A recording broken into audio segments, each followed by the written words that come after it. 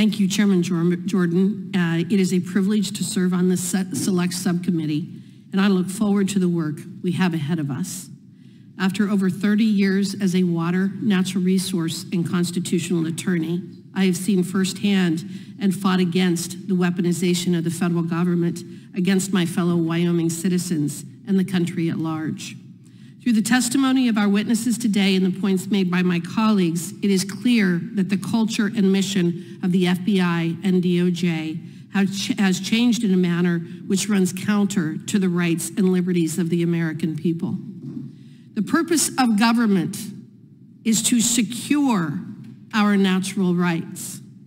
Yet the testimony we have heard and the information received from the whistleblowers and other investigative findings has shown that the FBI's mission has moved from securing those rights to using them as a predicate for investigating and surveilling the American people and weaponizing their government structure against them. Mr. Baker, in a Wall Street Journal piece you wrote titled, "The FBI Needs a Ray of Courage," you stated that in response to Attorney General Garland's memoranda directing the targeting of American parents, Director Wray should respond by highlighting that the FBI won't undertake any investigation based on speech alone. It is troubling that that statement would even need to be made. But Mr. Baker, do you think your advice was heeded by Director Wray? In fact, I remember that episode quite clearly. I wrote that article in October, just days after the announcement became public, and I was in touch with high executives at the FBI a day or two after that. They assured me that the FBI would maintain the standard of only investigating those situations where there was violence and not investigating free speech. I have to accept the ranking members of the FBI who told me that. However, my article in the Wall Street Journal still stands. We needed, the FBI needed, the American people needed to hear Director Wray say that publicly, as other FBI directors have spoke up to previous attorney generals and previous presidents, and he never did publicly.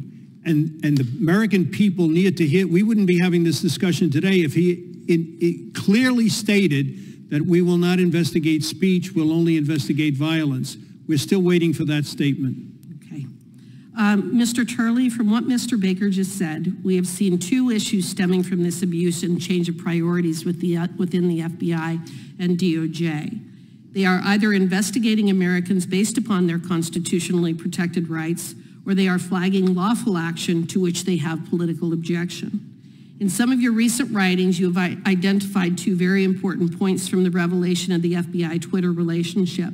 First, that this relationship is a First Amendment violation as it constitutes censorship by surrogate or proxy.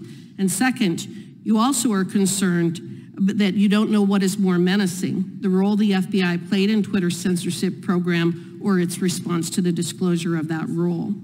The Constitution is a limited governance document. The First Amendment identified our God-given right to speak freely and imposes restraint that the government shall make no law abridging the freedom of speech. Mr. Turley, can you explain the implications of the government relying on private industry to circumvent the First Amendment? Thank you for that question. The Supreme Court and lower courts have spent a great deal of time trying to define when a relationship with a private party can cross over to a type of agency relationship. And that also applies on the state level through the 14th Amendment. In cases like Page, for example, you have situations where you have a government official who called an employer to say, I don't like what this person said in a public meeting, and that employee was fired. And the court said, you know, that is government action. That is a violation of the First Amendment. One of the things that this subcommittee has to deal with is that difficult line, and I admit it is difficult. But in these Twitter files, there's a very disturbing picture that emerges. You have regular meetings between the FBI and Twitter. They even offered to give clearances to Twitter officials. You have complaints among Twitter employees that this is overwhelming in terms of the number. And what you really see is how insatiable censorship becomes, that eventually they were doing what appeared to be word searches and just sending all of these postings in for possible action by Twitter. And that included things like jokes and other things that anyone looking at it would realize that this is not a nefarious Russian operation. So when we talk about surrogate censorship, we're talking about one of the most serious threats against free speech. You know, people always say, well, you know, the First Amendment only applies to the government. The First Amendment is not synonymous with free speech. It deals with one problem of free speech. What we're talking about with surrogate censorship is a much greater problem for those of us who value free speech as a defining right of this country. I appreciate that. And one more point to make, they also paid Twitter millions of dollars.